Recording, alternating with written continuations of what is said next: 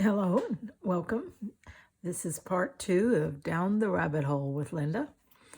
And we are designing and creating a slow stitch floral project from beginning to end. And I hope you're going to stick with me and make one along with me. That would be really fun. This one, I've got this to this point, and I pulled this out and I thought, that might look really cool if I placed it like that along and couched it along down there like that. It would camouflage this edge, act almost like an outlining, and bring a lot of focal interest right there. So I think that's what I'm going to do. So we'll see what that does. I have some turquoise thread here on my needle, so I'm just going to use that. And I'm just going to be couching it down and attaching it that way, keeping it close to the edge of the black and white piece that I put down there.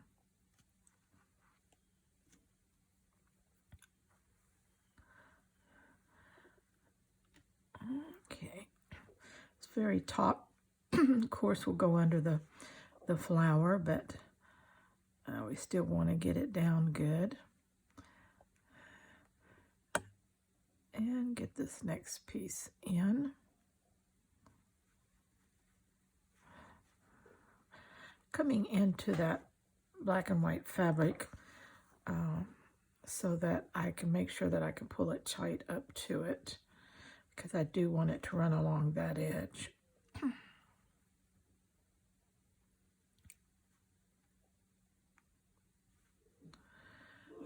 Now, a lot of the stitching that I did on the side of that black and white, of course, that's basically not going to show anymore, but that's okay.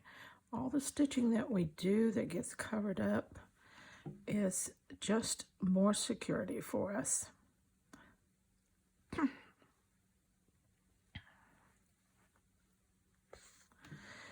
Because, like I said, I design and create by the seat of my pants.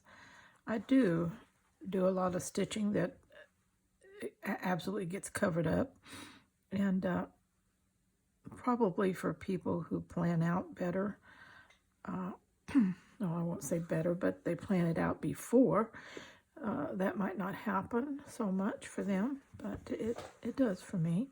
But it doesn't bother me, so it's definitely not a problem.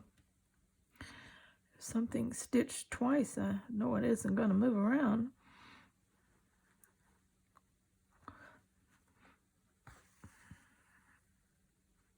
It just so happens that the stitching I did on the outside of this black and white on this side was in black, so it's actually blending perfectly.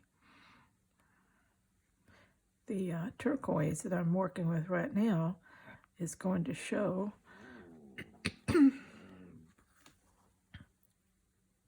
And I like that color running down through that. Let me bring you up just a little so you can see more what I'm doing here. Okay. I'll be going back and forth and bringing you up and back so that you can get, better perspectives at times as to what's going on. Of course, when I'm doing eyelash trim, those little eyelash pieces, they're just going to go where they go. I don't worry about trying to turn it or place it or get it just so. I just let it happen.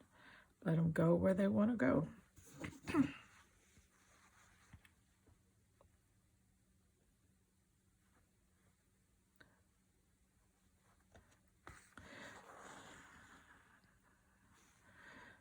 Okay. Coming on down this side.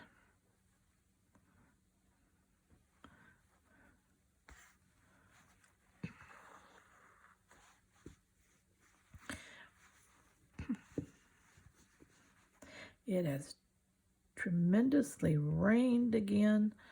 I'm telling you, Texas could get swept away by the rain we've been having here in East Texas anyway. Just seems like every other day it's been a torrential downpour, and that's just not usual either. Of course, nothing about weather is usual anymore and anywhere. So, and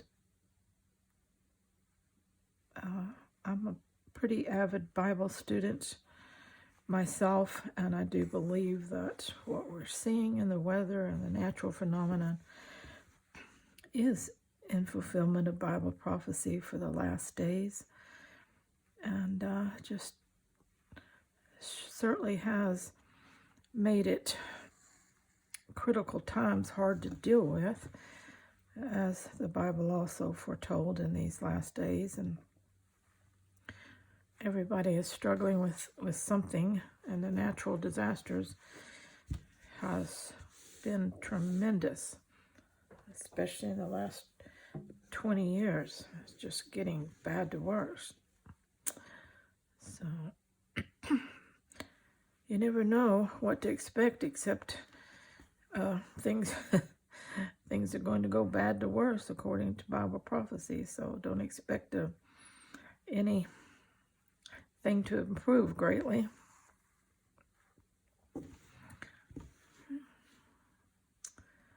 So I'm just thinking I need to find a way to nail down a piece of ground I'm on so it don't float away.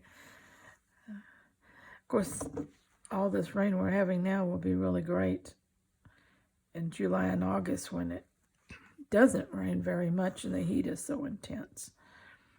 That way our water sources don't dry up. I'm liking that really well. Are you liking that? I like this teal aqua color on this black.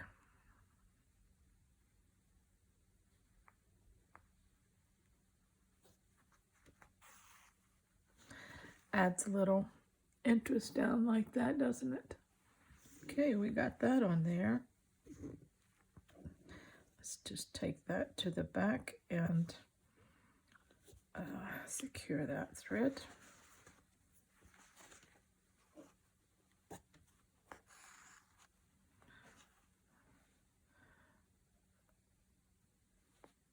We'll just go over it, catch it.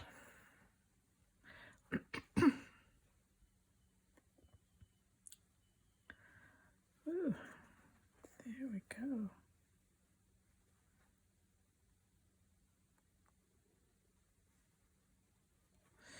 We had traveled from where we live here in Northeast Texas to Shreveport, Louisiana yesterday, which is only, to cross the Louisiana border is only about 45-minute drive. And then where we were going to was actually in Bossier City, which is across the Red River from Shreveport, Louisiana. And that interstate, you know how sometimes you go on an interstate and it seems like the construction is constant all down where you're going? Well, it was like that. Lots of construction. And it was raining yesterday too, so that we had to travel in the rain. Okay, I like that. I really like that.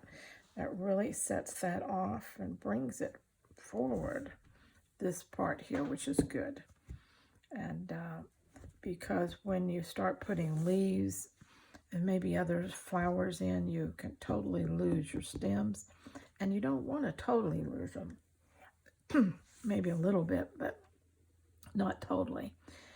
And I don't know if I want to do a little extra on those stems or not. I was thinking about a little extra fibers along there, but I think I'll wait on that decision and see how things go, because you can always add to a section as you go along. And one of the things that I find to be true in making decisions is the further I get, the easier it is to make decisions. And sometimes you don't realize you need something till you get a little further along, okay? Now, I also wanted to start working on some of my petals, and this was one. And I pulled out this piece of fabric I had, very gauzy, torn. I don't really know what I tore it off of. It might have been a scarf. It might have been fabric, just a piece of fabric. I don't know, but anyway, it's a scrap. Now, and I tore a smaller piece off, and I am going to cut sections of color, like this is a kind of a yellow orange, and I think put one on each of my petals. And at the same time, I'm thinking of using, let's see, where's it? Yeah. A piece of this fabric I cut into little links like that. Okay, let me let you back down. And just a link that I want to add to the top of that. Now, one of the reasons why I'm going to do that is because this has a lot of this shade in it. And I thought that would be a way to pull that together, because that's my flower center when I get done. So I'm going to take these stringy pieces here, just wind them up, keep them on there, but leave it on top.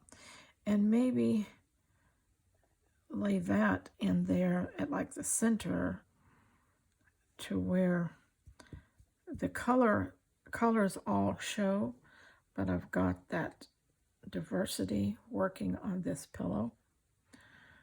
Okay, I still got some of this aqua thread. So I'll re-knot that and use that for this first petal. I like to do a lot of my work on my petals individually before I ever try to attach them.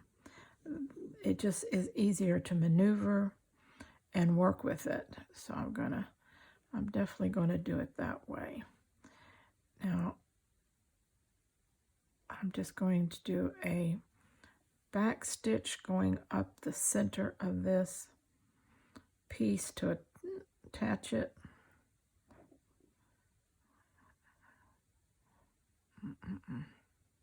Get off of there. Okay. So I can get it attached just down the center. And then I can do what I want to, because it will be well attached and nothing's coming apart. Okay. This is not a leaf, it's a flower petal, but flower petals have these lines through them at times too, so we'll just give it a line here. Okay. I like that. Let's just go up one more time to the top. Bring it down through. And here we go. All right. Now, I can take me some stitches out to the side.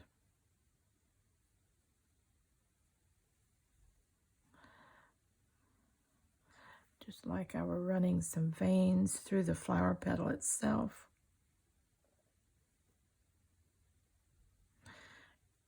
Catching those loose threads on that top piece of scrap there.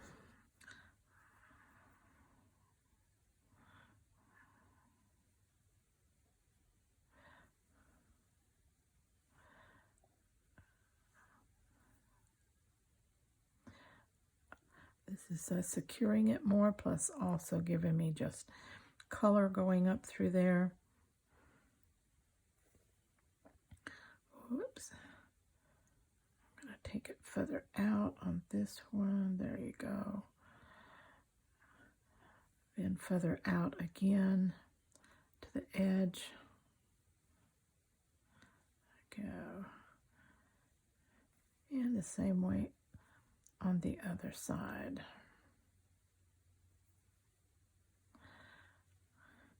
Got lots of little veins working through there. Okay. Do that again. Keep that flower petal open. And I think I'm going to stay on this side.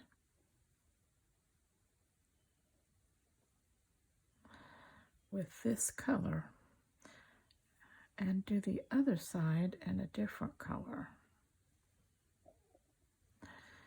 This is going to be a very colorful piece. You can tell that, can't you?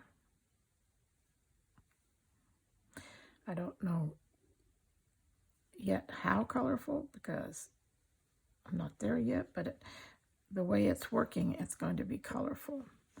Okay, that's looking good.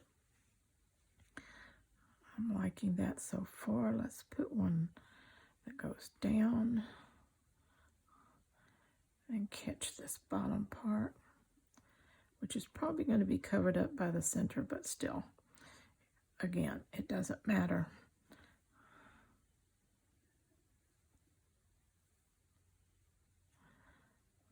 Okay, I like that. Do you see what that looks like? Take it on the other side and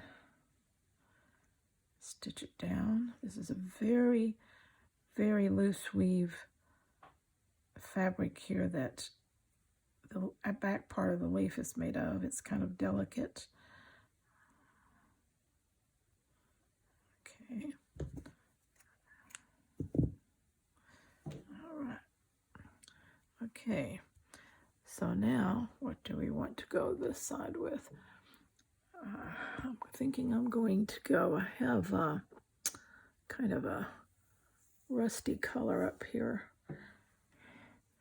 That looks pretty good. Let's try that and do the other side of the flower with that.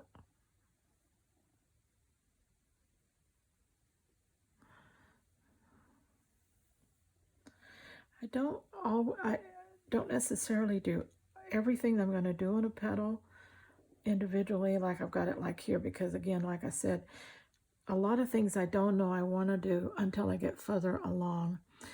But I have found that I'll get these petals done, then I'll get them attached.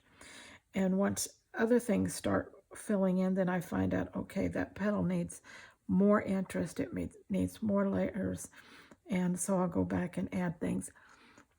So it's a constant working, layering, checking, and just doing what looks like it needs done at the time.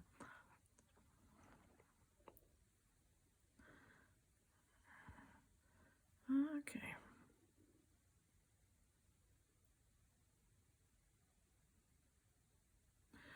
Well, I have a stubborn piece of thread here.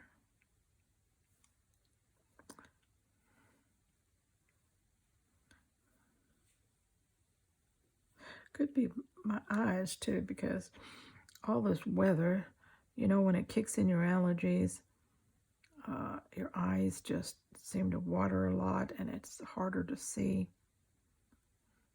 It could be my age too, but we won't go there. Okay, there we go.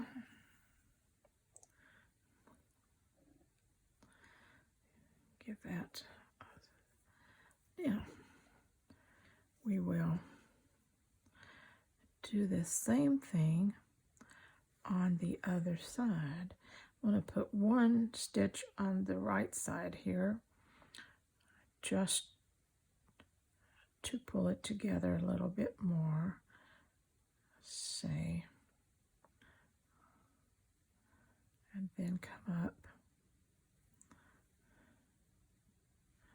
There you go. Going out to the edge here.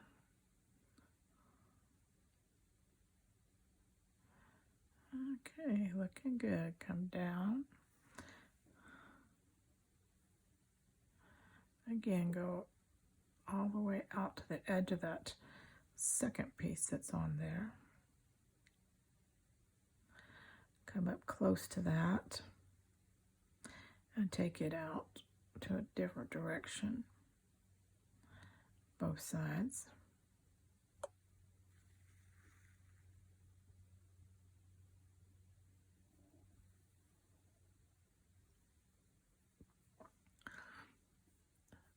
Okay, kind of see what I'm doing there.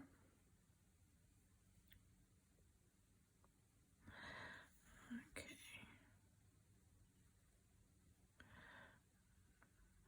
Take this one, angle it a little differently. Angle it more straight up, and then take the side out.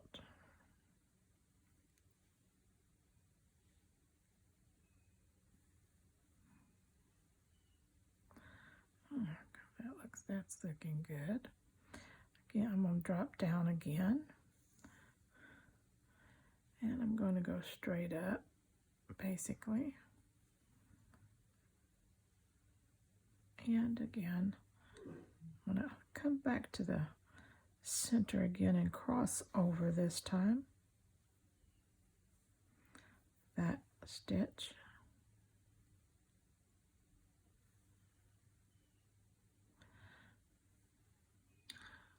So I went straight up and then I crossed over, okay? Like I said, you want to change up everything. You don't want to do things repetitively exactly alike unless you intend for that pattern to be that way. You know, if that's a design element, then okay. Especially in broderie patterns, you do repeat so many things. So, but if you don't want to do that, then make sure that each time you do something, you change it up just a little bit. Change the angle, change the stitch length, change something.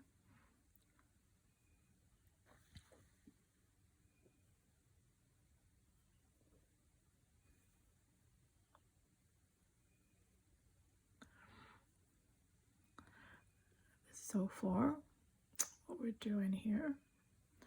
Now I'm going to come from the center down.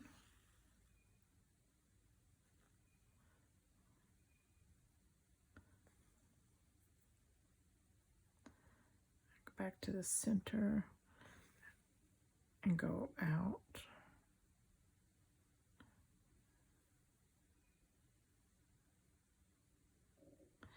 And then from that, back down again. And that, again, secures what I'm doing here. Okay, so at the back side, we'll just get this one roped off back here.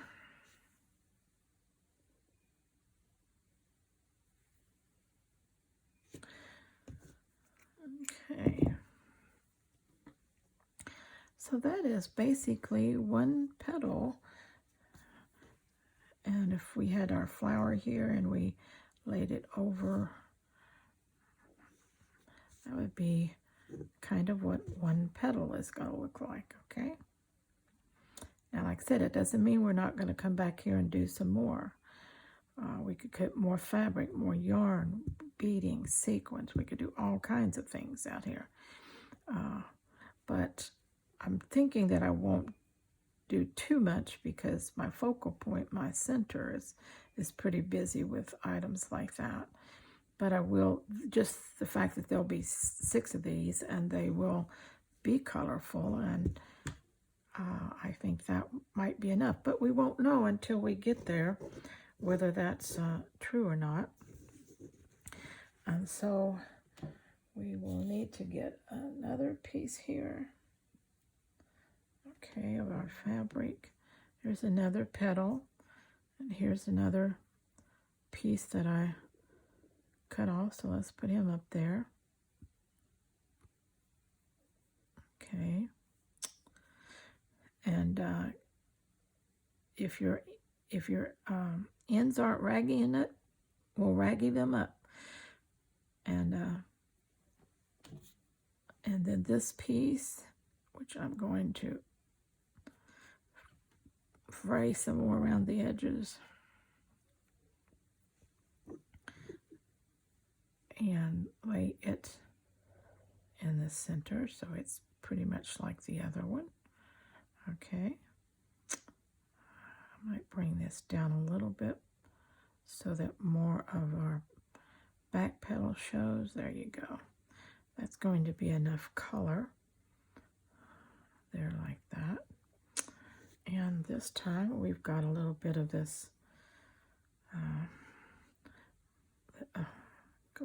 cinnamon color thread here on here. Let's just go with that. If I can ever get a knot in it. Okay.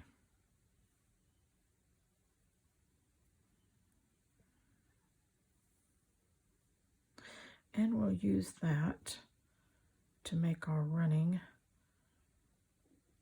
back stitch up the center.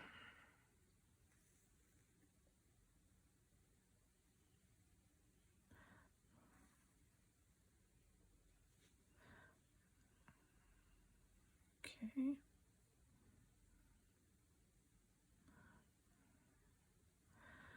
All right, now, like I said, what this back stitch is for is basically just to hold my pieces together.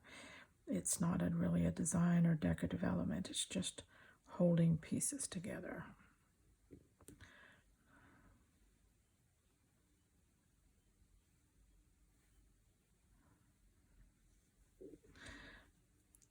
And it doesn't have to be perfect because that's all it's doing. It wouldn't have to be perfect if it was doing anything else, but I'm going to run it out to the edge out here just to catch that piece a little bit better.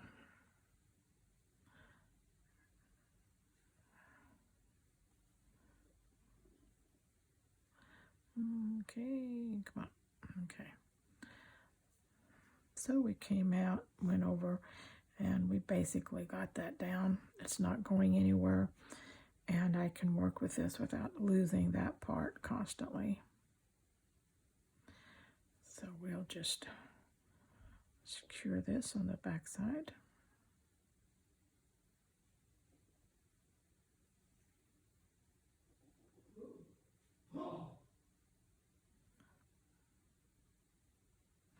And I'm trying to treat this petal gently because it is very loose woven and it frays easily. And while I love the frays and want them there, I don't want to totally tear up my piece, okay?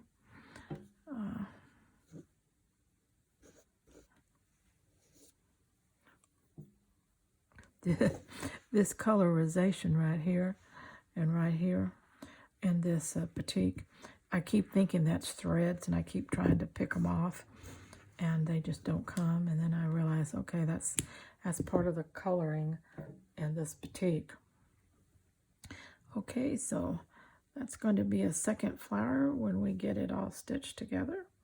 All right, and I'm thinking on this one, let me see if I can, yeah, here's some. Maybe some lime green would be pretty in that, wouldn't it? I don't have any lime green there, but I think that would look good. Okay, let's try some lime green. Let's get some of this off of here and get it on a needle so we can do something with it. And here we go again with threading needles. Okay, separating thread and threading needles. We're all experts at that, aren't we? in the sense that we've done it enough times to get it exactly right, but like everything else I do, it's perfectly imperfect.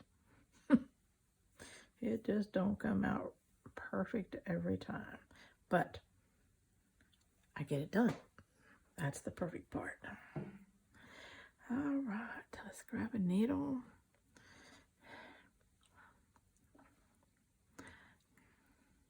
I don't know about you, but I'm like my mother and my grandmother. I gotta put the end in my mouth and get it wet before I put it through the needle. Straighten it out. Same way when I get ready to knot the end of the thread. Somehow or another, I gotta get thread wet.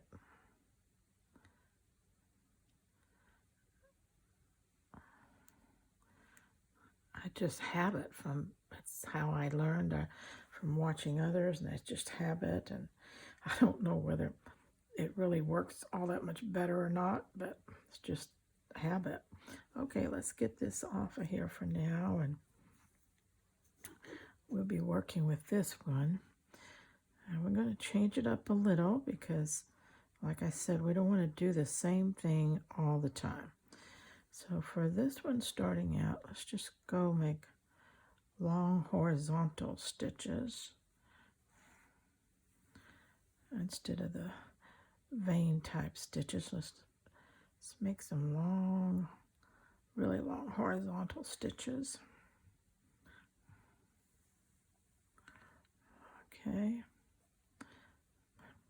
Almost like lacing up a shoestring here.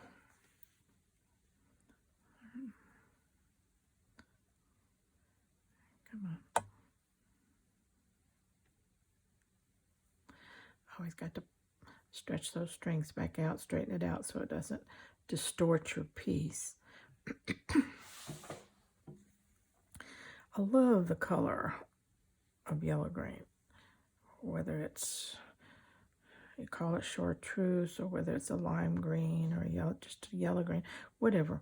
I love that color. It goes with so many things, but it especially goes well with the magentas and purples. And it's just a very good accent color. Okay, now we did that. Let's split the difference and make like a X across it at some point.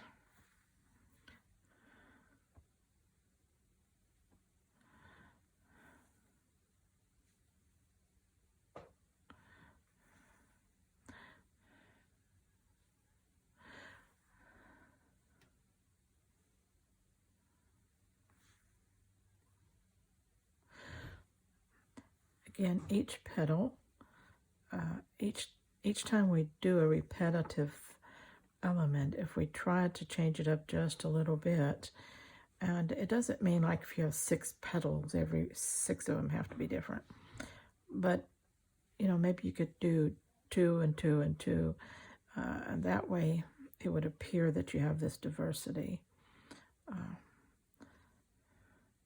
And don't you think that it is diversity that keeps those interested in looking at pieces?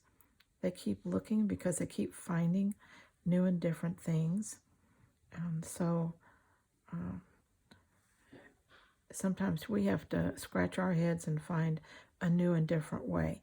And it doesn't have to be complicated or totally artistic or marvelously perfect. It just has to be different. Just, you know, do something a little different, that's all.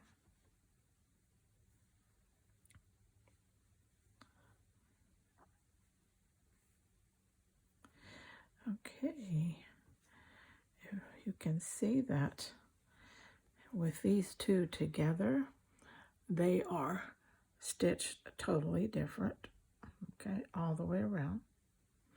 Again, it doesn't mean that I'm totally finished with anything. To catch this one here a little bit, I Of course, when I put it down, I will be sewing the outside edges. But I'm going to come pretty close up to that beige color and just put me a running stitch along the outside of this gauzy fabric. Again, I'm just securing it more than anything. But as I secure it, those stitches will add a decorative element with the hole.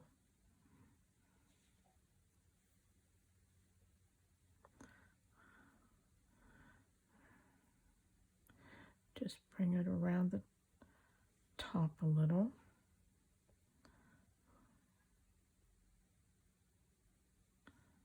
And to the back side.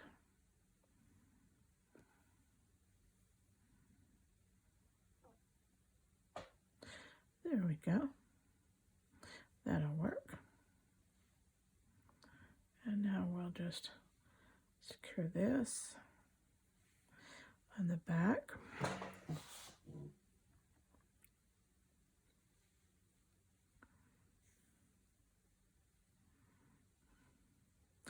Are you stitching along with me on this project? Is anyone out there making flower? I hope so. Hope you'll try it. Create one of your own. Okay. If you do, tag me if you upload it. I'd love to see it. Okay, there was that one. Let's grab another petal. And we'll get another piece of this. And let's see, we gotta get another piece of our stuff over here. That one's kind of skinny. We need to rough him up. Give him some raggedy edges here. I often look at petals, some petals of flowers, and I think, ooh, somebody roughed up that edge as their last creative gesture there, because that looks like it's all been frayed out purposely.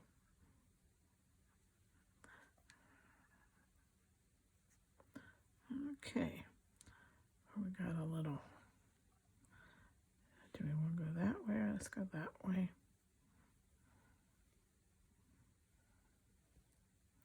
Got a little texture going there.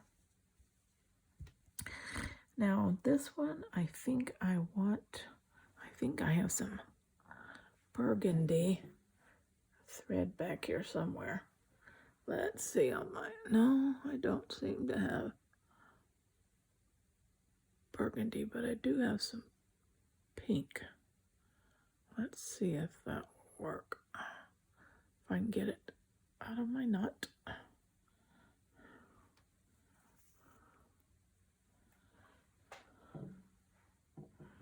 I do have some burgundy and I do have some pink. Let's see.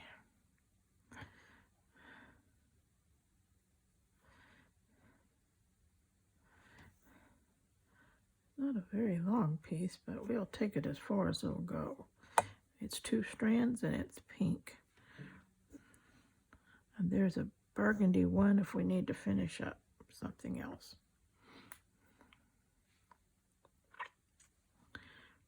Okay.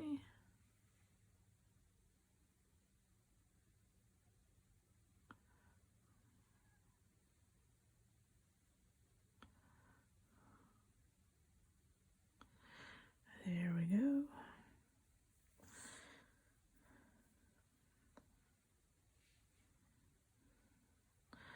Alrighty. I think this one I'm going to just do a straight stitch up both sides.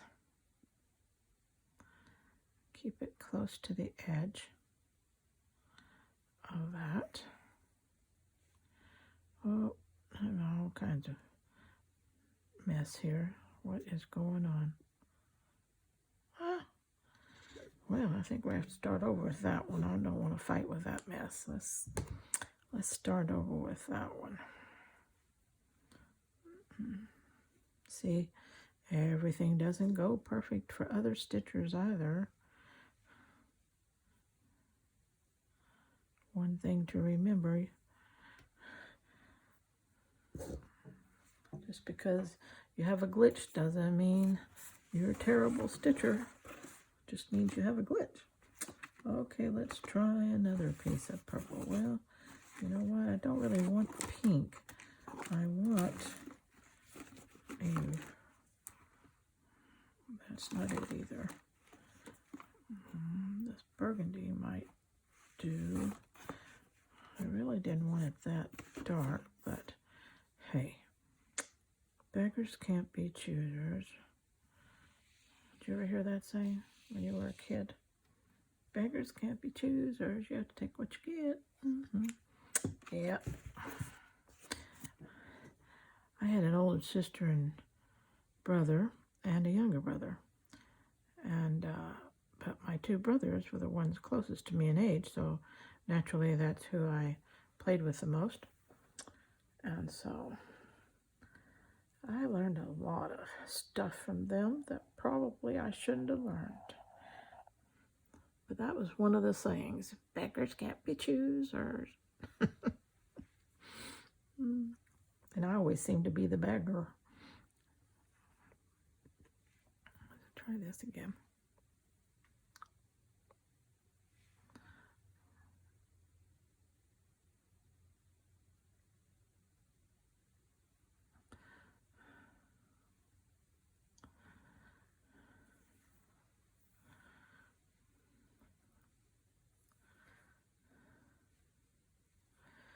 All right, now we will start that again. Remember, we've got the 3 layers on here. And basically right now, we're just attaching them. We're deciding what color we want our floss as a decorative element. We're deciding how to stitch it as a decorative element. But we're just really in the beginning stages, so we do not know what else we will do with this flower petal, if anything. But you have to start somewhere, and you have to start making decisions whether they're right or wrong, and correct them down the line if you don't like them.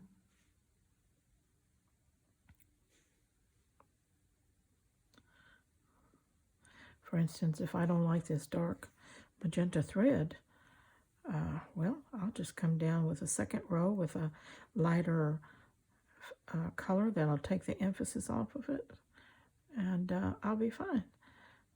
But actually, I do like this thread, so I'm okay as it is. But my point is, everything, if it's not fixable, it's tweakable.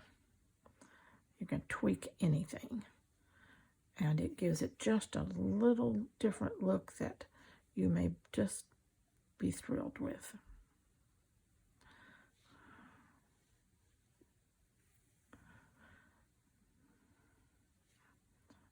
Okay.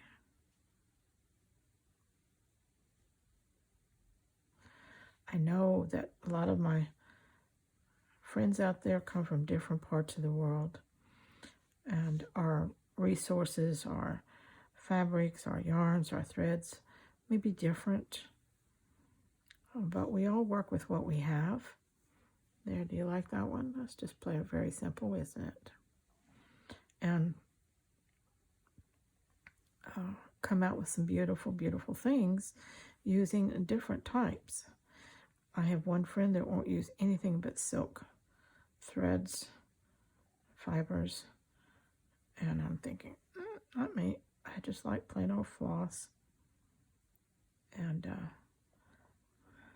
DMC floss is what I like the best, and I guess maybe it's kind of what I started out with. Maybe that's why I like it so well, but I do. Oh, there's 3 coming along, 3 petals that are shaping up this flower. Okay, okay, we got 3 more flowers to go, so let's get something out here. Go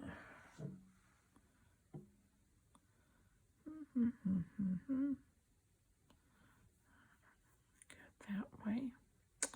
And get us another piece. And get it frayed up again.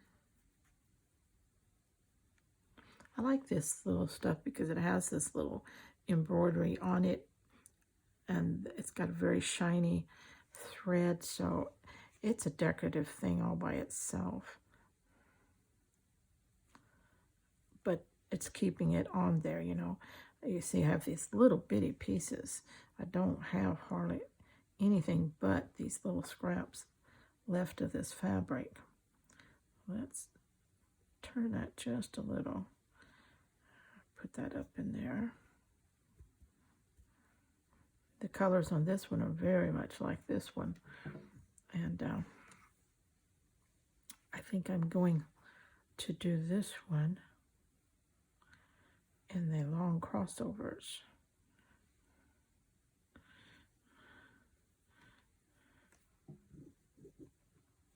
Or you know what? I may do these in a different angle. Long crossover, but a different angle. Kind of make them go at a slant.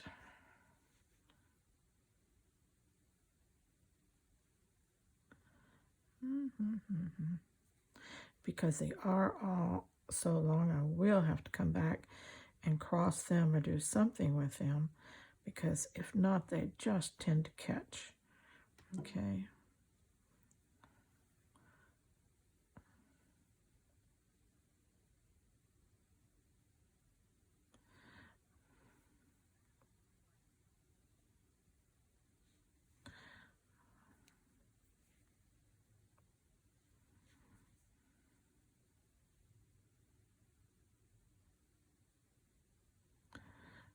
This one.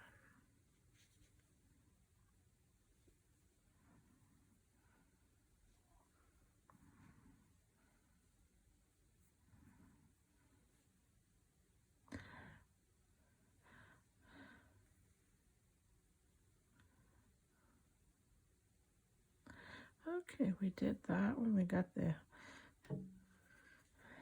stretch it out, make sure we don't distort our piece here.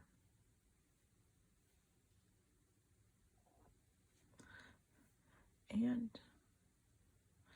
the other one we made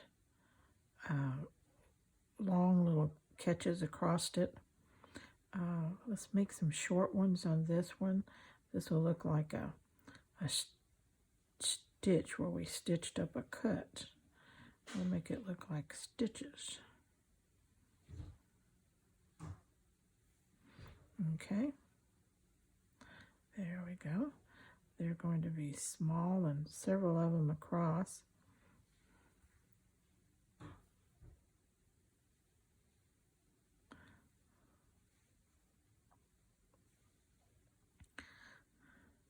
I love looking at fiber art that is done kind of in the same way I do it, when it's just random and all kinds of stitches in there. Because when it's all done, as you're doing it, you think, oh gosh, that's messy, or what does that look like, or oh, I don't like that, you know. But when it's all done, when the piece is finished to that artist's eye, it is beautiful. And it all plays together very well, and it works. And I love it because that's how a lot of my pieces come out for me. And just doing it by the seat of my pants is fine, because I tweak and finish as I go on down the line, as I create more and more of this, and it works.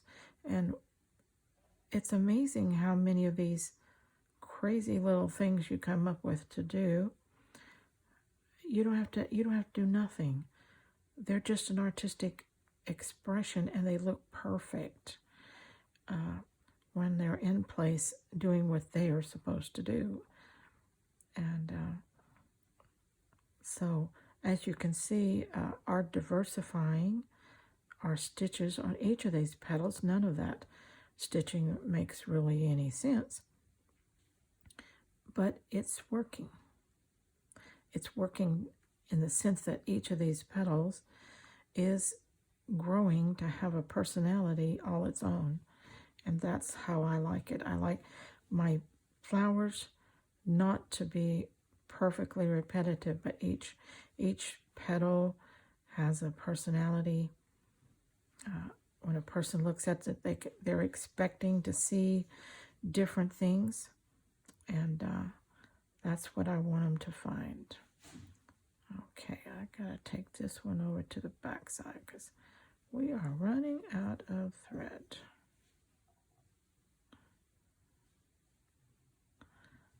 Okay, here we go. All right, stretch him out a little bit.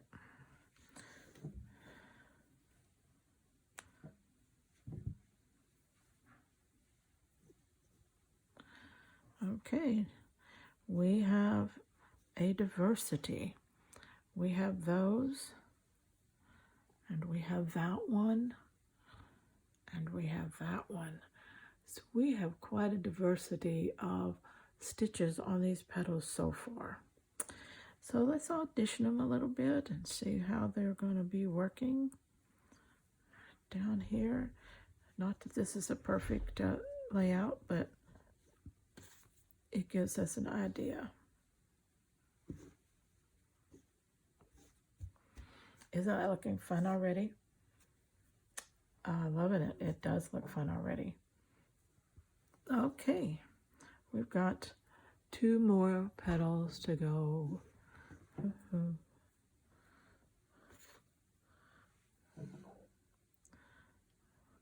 This one seems to be, I think it needs another little piece up here to finish it off.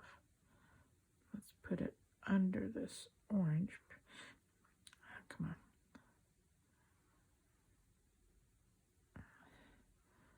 Now. Okay.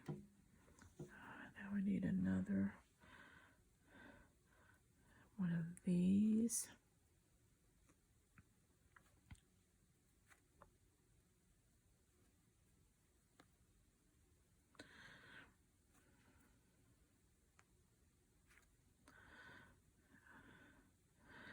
Make it, I'll tell you what, this is very sheer fabric, very delicate looking fabric, but this is some strong stuff. However it's weaved together, it is strong. It may tear and stretch, but it ain't coming apart, that's for sure. Okay. We better turn it over so it'll lay flatter. There you go. Alrighty. Now let's see what we have here. We have burgundies, we have browns and teals, we have burgundy, we have moss green. I think a deep, do we have a deep teal in here? Something, or a mauve. That's pretty, but I think we need that. Oh, I like that deeper teal color.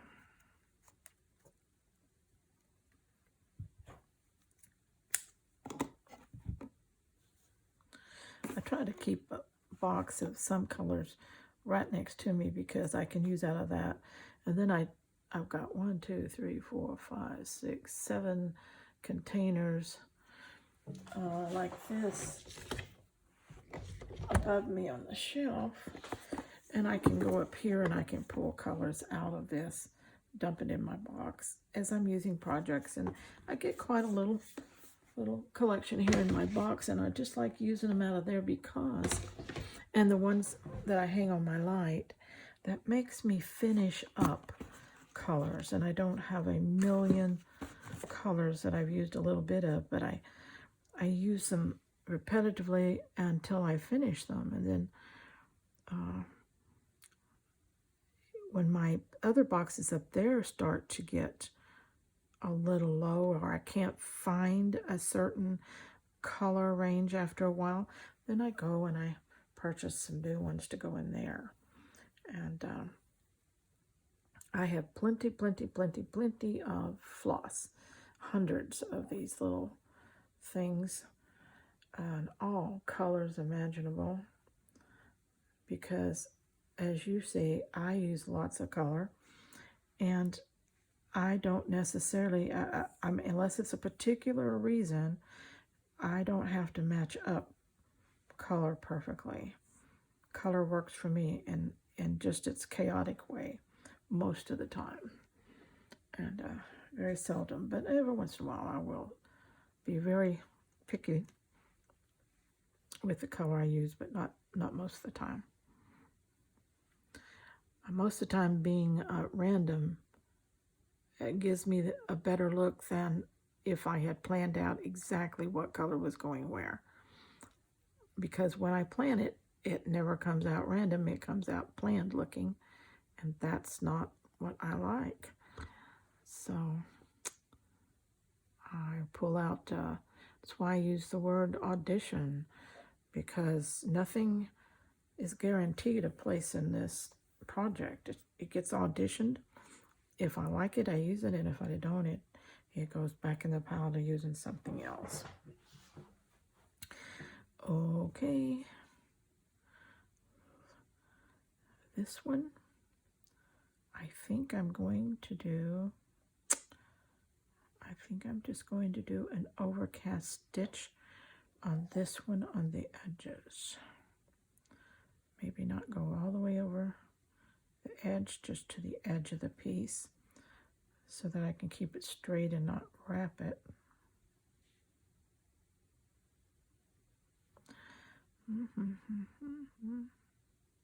It's so soft. The needle goes through it like butter.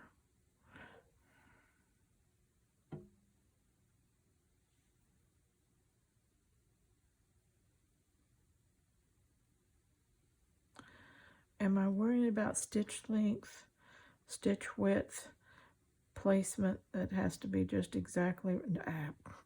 It doesn't look like it, does it? And you'd be right. Again, perfectly imperfect. Just stitch it. Don't stress over stuff like that, especially when you're not doing needle art in like embroidery art or cross stitching or crewel or needlepoint, or you're not doing things like that in this type of art right here. Those, you have to be careful. Those have to be placed exactly where they need to go, exactly the way they need to go, and exactly with as many thread counts and so forth and so on. And but not fiber art, not this kind of art. This kind of art is an expression of your use of the fabrics you're holding in your hand. And hand stitching.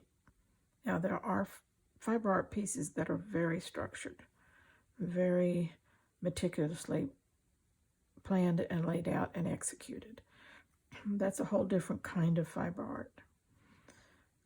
Perfectly imperfect, as I call my style, is as you see me stitching. It's just as I go along, I use these scraps. I make them work in the way that I want them to work. And it works for me and it works for them. They get to live a long life and be something beautiful. They're not going in a trash pile somewhere. And isn't that wonderful that you can rescue some of these textiles and they say our landfills are just clogged up with textiles. And I can see that with the way people, you know, they change their wardrobe. Some people, every season, well, a lot of that goes to resale shops and then eventually to, other maybe thrift stores and until it goes into the trash pile and off to the dump it goes. Okay, that one's a little different. Let's put, just for the fun of it, up the center of this one. Let's put a chain stitch.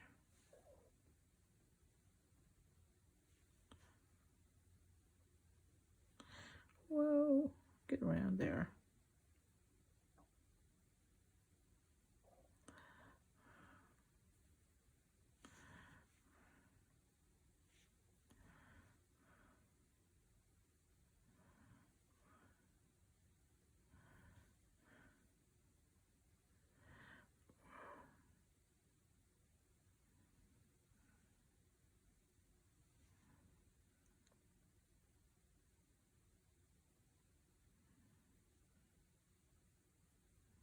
Ouch.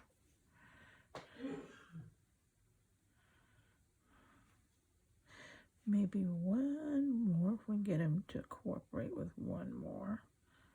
Just wants to be fuzzy. Fuzzy, fuzzy. Okay. Yeah, there we went. Cute little chain stitch. Oh, I like it. Do you like it? Isn't that cute? Change that petal up. Okay. Secure these. And if you notice that, I was questioned one time on why I don't securely knot off my threads in the back. It's because so many times I find that I need to stretch out my pieces a little after I stitch them, and because of all the different kinds of fabrics I use, and if they squunch up on me, like I need to be able to pull those a little bit, and that always gives me room because it's not knotted, as it's secured very well, but there's plenty of length of thread to pull on to stretch those out again. Would you believe that we are down to one more piece? Okay, here he is. And I don't think I have I think I have that. So let's get this piece. Open that up, stretch that out a little bit. I think I'll let the orange play more at the top. I think we need that because we have quite a bit of the blue-green. We have quite a bit of the magenta purple. We don't have but a little bit of the orange, so let's let that play. And I have one more piece of this. That worked out really well. That strip that I had, I cut it into 6 pieces, and it worked out really well that there were just enough of it.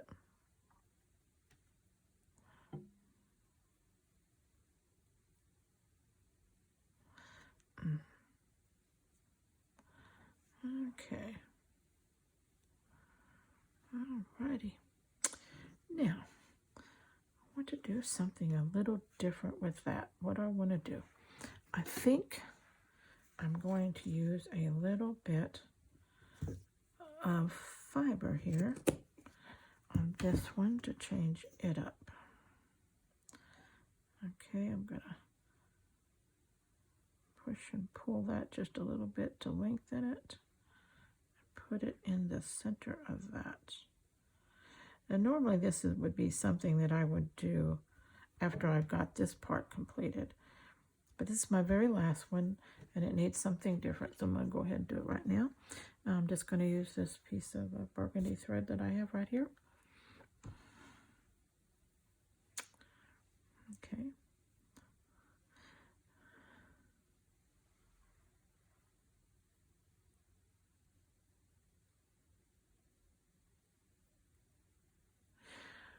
One thing that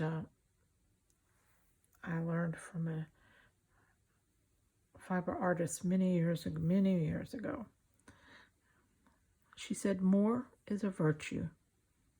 I always thought patience was a virtue, and I know it is.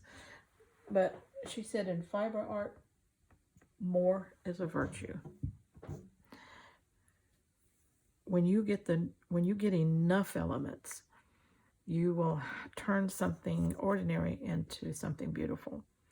If you use too few, your piece never feels finished. Your piece never screams, I'm done, I'm done, I'm done. It always just kind of sits there with a sad face thinking, oh, please do something more. So she said, more is a virtue. So never think that if you really can put too much is really the basis of that. I guess you could, but in her estimate was, really, you're never going to put too much, but you can put too little to make these pieces interesting. And for years I really didn't quite understand that, although I tried to practice it. There was always a little bit of me that just kind of wanted to hold back and think, oh, surely 2 layers or 3 layers is enough. But the more I studied fiber art and the more I saw other people's work and identified in their work what it was that I liked so much, I realized that I'm looking at 7, 8, 10, 12 layers of things on one item. For instance, right now we have 1, 2, 3, and if you want to count all the fibers as one, that's 4 layers on this one petal, and we may or may not be through with it, depending on how the piece comes together. So it's just, you can count the thread work as another layer, so that's 5. 1, 2, 3, 4, 5 layers of work on this petal in the beginning, in the start, not knowing if we're done yet or not. So we don't just take a piece of that and a piece of this, put it on there, and we got 2 layers and we're done. That's would turn out to be very boring, very uninteresting. Not enough color play, not enough texture,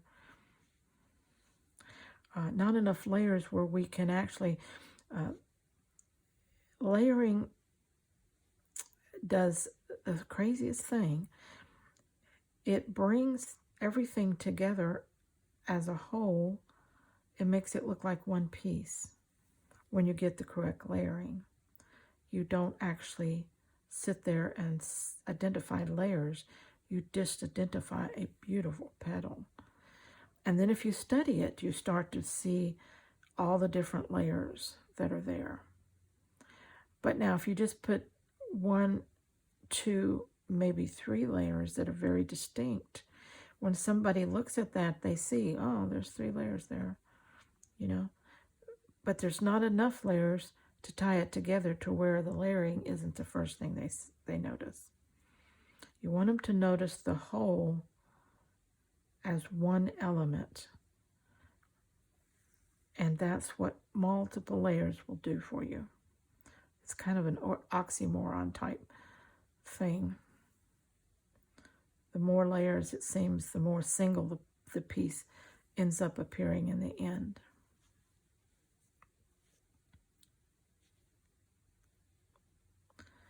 Okay, let's tie this one off.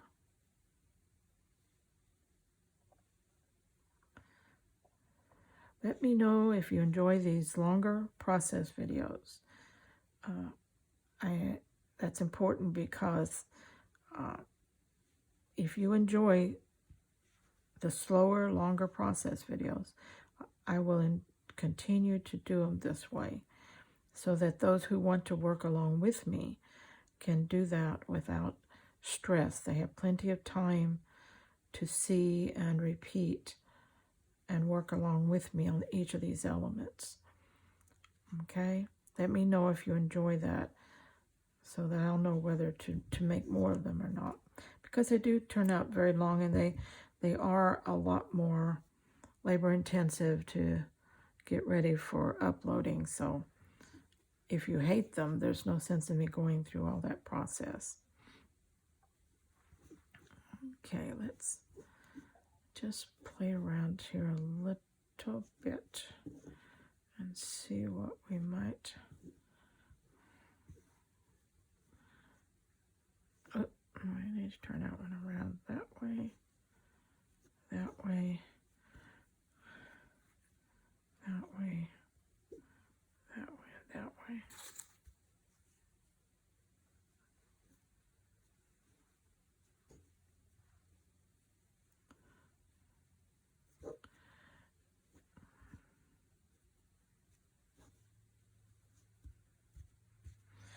Okay, I'm liking that. Don't those petals play perfectly with that center? The colors are good. This is good. It's there. It's an element. If it's not fighting with this. And again, we are not finished. We still have our little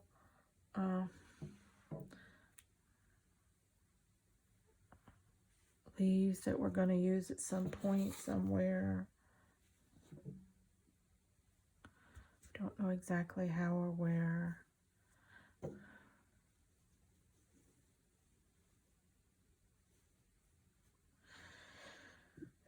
Just play around with it and see. These may actually be too large, and I may have to cut them down, or I may have to bury them under these petals more to give them a place like that. Okay, so those are waiting to be, well, they've been auditioned. We're going to use them some way or another. Okay, now at this point, I'm loving this, okay? But my in through here is a little gappy for me. So I don't know exactly yet what I want to put in there. I will be thinking about that, and that will be the next major design decision that I make, is what am I going to do? A lot of times I will shadow a piece. Let me see if I can find something to do that with.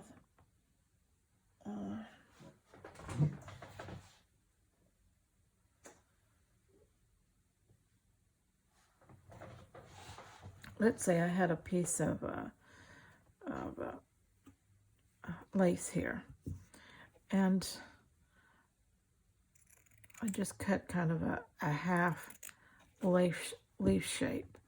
And sometimes I will shadow that, what I call shadowing, by adding that layer to the back side, which goes to fill up some of the gap, but it also gives more substance to the leaf itself. And let's see, cut another one here. These don't have to be perfect either, perfectly shaped or anything like that. And most of the time I will add them to the same side.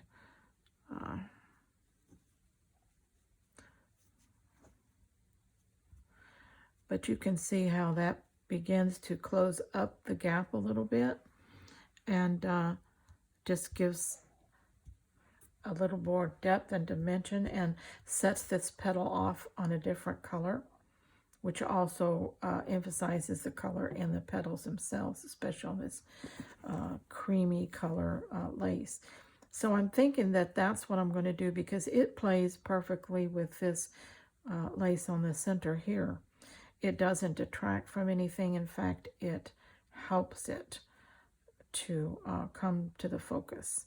So I'm thinking that's probably my next thing I'll do is put these on there, and then I will probably be pinning it down. So we'll do that in our next design decision that we make. And so I hope you're liking that. Let me bring you down a little, give you a really good look at how this is looking as a whole. Okay.